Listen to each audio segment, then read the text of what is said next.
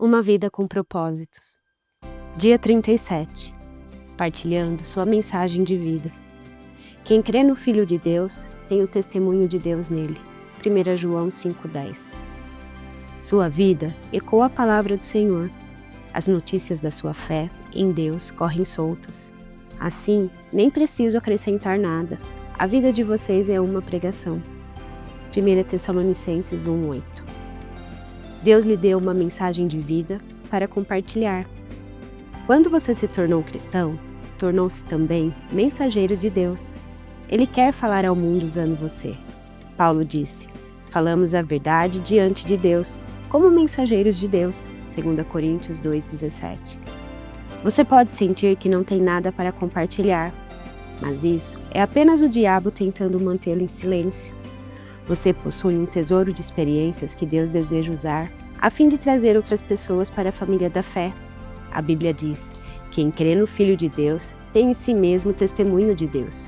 1 João 5,10. Essa mensagem de vida está dividida em 4 partes.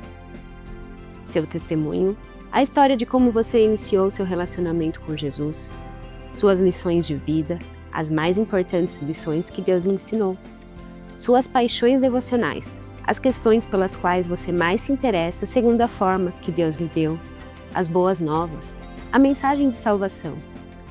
Sua mensagem de vida inclui seu testemunho. O testemunho é a história de como Cristo transformou sua vida. Pedro nos diz que fomos escolhidos por Deus. Fazer sua obra e falar por Ele e para contar a todos quanta diferença Ele fez na vida de vocês. 1 Pedro 2,9. Esta é a essência do testemunho. Simplesmente compartilhar as experiências pessoais no que diz respeito ao Senhor. Em um tribunal, não se espera que a testemunha debata o caso, comprove a verdade ou insista em determinado veredito. Esse é o trabalho dos advogados. A testemunha simplesmente conta o que lhe aconteceu ou o que viu. Jesus disse: vocês serão minhas testemunhas. Atos 1,8. E não, vocês serão meus advogados. Ele quer que você conte sua história aos não cristãos. Dar testemunho é uma das principais tarefas de sua missão neste mundo, porque é algo único. Não há outra história exatamente igual à tua, então somente você pode contá-la. Se deixar de compartilhá-la, ela perderá sua importância. Você pode não ser um mestre da Bíblia, mas é uma autoridade quando se trata de sua vida. Até porque é difícil argumentar com a experiência pessoal. Na verdade, seu testemunho pessoal é mais eficaz que um sermão, porque os não cristãos veem os pastores como vendedores profissionais, mas veem você como um cliente satisfeito. Logo, vão lhe dar mais credibilidade. É mais fácil relatar histórias pessoais que explicar princípios, e as pessoas gostam de ouvi-las. As histórias captam a atenção e ficam em nossa memória por mais tempo. Os não cristãos provavelmente perderiam interesse se você começasse a citar teólogos, mas têm uma curiosidade natural sobre experiências que nunca tiveram. Histórias compartilhadas criam uma ponte de relacionamento pela qual Jesus pode atravessar do seu coração para o delas. Outra vantagem do testemunho é o fato dele contornar as defesas intelectuais. Muitos céticos que não aceitam a autoridade da Bíblia escutarão sem resistência uma modesta história pessoal. Foi por isso que, em 6 ocasiões distintas, Paulo usou seu testemunho, em vez de citar as Escrituras. Veja Atos 22:26. A Bíblia diz: estejam sempre prontos para responder a qualquer pessoa que pedir que expliquem a esperança que vocês têm. Porém, façam isso com educação e respeito. 1 Pedro 3:15-16. A melhor forma de estar pronto é escrever nosso testemunho e então memorizar os pontos principais. Dividam em 4 partes. Primeiro, como era minha vida antes de conhecer Jesus. Segundo, como percebi que precisava de Jesus. Terceiro, como comprometi minha vida com Jesus. Quarto, a diferença que Jesus faz em minha vida. Você com certeza tem muitos outros testemunhos para dar, além do relato da sua salvação. Você tem uma história para cada experiência em que Deus o auxiliou. Faça uma lista de todos os problemas, circunstâncias e crises nos quais Deus interveio a seu favor. Então seja sensível e utilize o relato que melhor se relacione com a situação do seu amigo não cristão. Situações diferentes pedem testemunhos diferentes. Sua mensagem de vida inclui as lições de vida que você aprendeu. A segunda parte de sua mensagem de vida são as verdades que Deus lhe ensina, a partir das suas experiências com Ele. Trata-se de lições e discernimentos que você continuamente aprende sobre Deus, envolvendo relacionamentos, problemas, tentações e outros aspectos da vida. Davi orou: ó Eterno, ensina-me lições de vida, para que eu possa permanecer no curso. Salmos 119, 33. Infelizmente, é comum não aprendermos nada com o que nos acontece. Sobre os israelitas, a Bíblia diz: em várias ocasiões, Deus os resgatou, mas eles nunca aprenderam, até que finalmente foram destruídos por seus pecados. Salmo 106, 43. Você provavelmente já conheceu pessoas assim. Embora seja sábio aprender com nossas experiências, é mais sábio aprender com as experiências dos outros. Não há tempo suficiente para aprender tudo na vida por tentativa e erro. Devemos aprender com as lições de vida dos outros. A Bíblia diz: quando alguém está querendo aprender, o conselho de uma pessoa experiente vale mais do que anéis de ouro ou joias de ouro puro. Provérbios 25, 12. Escreva as principais lições de vida que você aprendeu, para que possa compartilhá-las com os outros. Devemos ser gratos a Salomão por tê-lo feito, pois ele nos deu os livros de Provérbios e Eclesiastes, que estão repletos de lições práticas para a vida. Imagine quantas frustrações poderiam ser evitadas se aprendêssemos a extrair lições de tudo o que acontece com as pessoas que nos cercam. Pessoas maduras desenvolvem o hábito de extrair lições das experiências do dia a dia. Insisto em que você faça uma lista das lições aprendidas. A menos que as tenha anotado, você provavelmente não tem o hábito de pensar nelas. Eis algumas perguntas para avivar sua memória e fazê-lo começar a escrever. O que Deus me ensinou com o fracasso? O que Deus me ensinou com a falta de dinheiro? O que Deus me ensinou com a dor, a tristeza ou a depressão?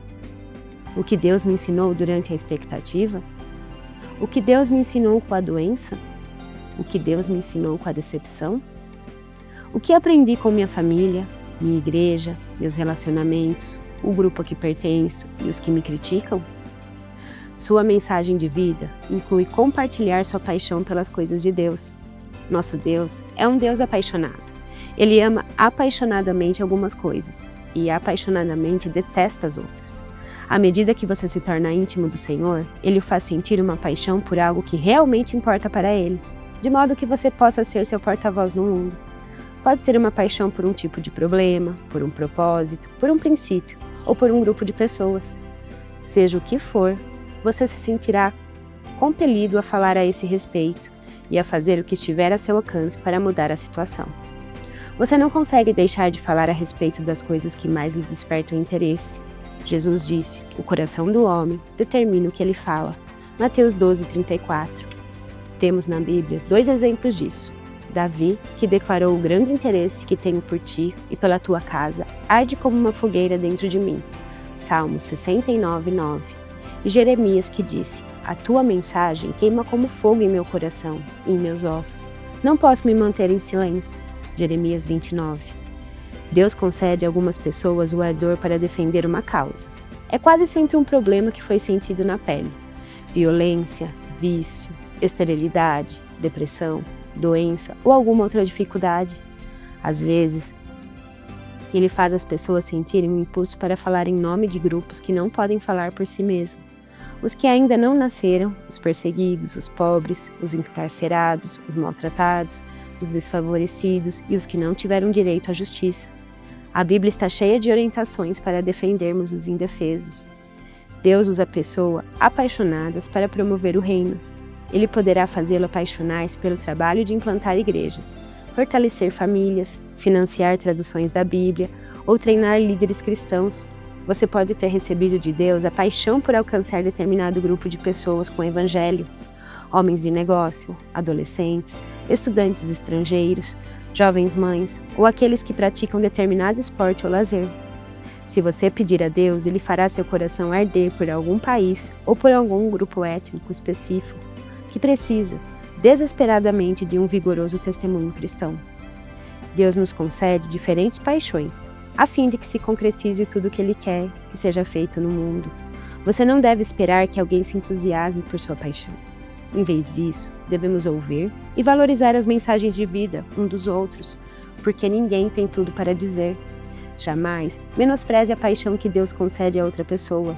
A Bíblia diz: é bom sempre ser zeloso pelo bem, e não apenas quando estou presente. Gálatas 4:18. Sua mensagem de vida inclui as boas novas. O que são as boas novas? As boas novas revelam como Deus justificou a humanidade. Isso tem seu início e seu fim mediante a fé. Romanos 1:17. Deus estava em Cristo, reconciliando o mundo consigo mesmo, não levando mais em consideração o pecado das pessoas contra ele. Essa é a maravilhosa mensagem que ele nos deu para anunciar aos outros, 2 Coríntios 5:19. As boas novas consistem nisto: quando confiamos na graça de Deus para nos salvar, pelo que foi realizado por Jesus, nossos pecados são perdoados, passamos a ter um propósito para viver e nos é prometido um futuro lar no céu. Existem centenas de ótimos livros que ensinam a pregar as boas novas, mas nem todo o treinamento do mundo vai motivá-lo a testemunhar de Cristo, enquanto você não tiver assimilado as 8 convicções expressas no capítulo anterior. O mais importante é que você aprenda a amar os perdidos, tal como Deus os ama. Deus nunca criou uma pessoa por quem não sentisse amor. Todos são importantes para Ele. Quando Jesus estendeu os braços na cruz, Ele estava dizendo: eis o tanto que os amo. A Bíblia diz: pois o amor de Cristo nos constrange, porque estamos convencidos que um morreu por todos. 2 Coríntios 5:14. Sempre que você se sentir apático sobre sua missão no mundo, passe algum tempo pensando no que Jesus fez por você na cruz. Você deve se preocupar com os que ainda não creem, porque Deus se preocupa. O amor não lhe dá outra escolha. A Bíblia diz: no amor não há medo. O amor que é totalmente verdadeiro afasta o medo. 1 João 4:18. Um pai se lançaria para dentro de um prédio em chamas a fim de salvar o filho, porque o amor por aquele filho é maior que o medo. Se você tem medo de compartilhar o Evangelho de Deus com aqueles que estão ao seu redor, peça a Deus que encha seu coração de amor por essas pessoas. A Bíblia diz: Deus não quer que ninguém se perca, mas que todas as pessoas mudem seu coração e sua vida. 2 Pedro 3:9. Sempre que encontrar alguém que não conhece Jesus, você precisa começar a orar por ele, servindo em amor e compartilhando as boas novas. Enquanto existir uma única pessoa em sua comunidade que não faça parte da família de Deus, sua igreja precisa insistir em buscá-lo. A igreja não quer crescer, está dizendo ao mundo: vocês podem ir para o inferno? O que você está disposto a fazer para que as pessoas que você conhece possam ir para o céu? Convide-as para ir à igreja ou para participar do seu grupo. Conte sua história, presenteie-as com este livro, leve-as para jantar, ore por elas diariamente até que sejam salvas. Seu campo missionário está ao seu redor. Não perca as oportunidades que Deus está lhe dando. A Bíblia diz: aproveitem o máximo das suas oportunidades para contar a boa nova aos outros. Sejam sábios em todos os seus contatos com eles. Colossenses 4:5. Alguém irá para o céu por sua causa? Será que alguém no céu poderá lhe dizer: eu gostaria de lhe agradecer. Estou aqui porque você se importou o suficiente para me falar do Evangelho. Imagine a alegria de encontrar no céu pessoas que você ajudou a chegar lá. A salvação eterna de uma única alma é mais importante que tudo mais que você possa conseguir na vida. Somente as pessoas vão viver para sempre. Neste livro, aprendemos os 5 propósitos de Deus para a nossa vida aqui. Ele nos fez para que fôssemos membros de sua família, exemplos do seu caráter, exaltadores de sua glória, ministros de sua graça e mensageiros do Evangelho. Desses 5 propósitos, o 5º pode ser realizado somente neste mundo. Continuaremos a exercer os outros 4 na eternidade, de uma forma ou de outra. Por isso, é tão importante propagarmos as boas novas e temos um tempo curto para compartilhar nossa mensagem de vida e cumprir nossa missão. Dia 37. Pensando sobre o meu propósito de vida. Tema para reflexão: Deus quer dizer algo ao mundo por seu intermédio. Versículo para memorizar: estejam sempre prontos para responder a qualquer pessoa que pedir que explique a esperança que vocês têm. Porém, façam isso com educação e respeito. 1 Pedro 3,15. Pergunta para meditar: olhando para a minha história pessoal, com quem Deus gostaria que eu a compartilhasse? Que seu dia seja abençoado. Em nome do Senhor Jesus. Amém.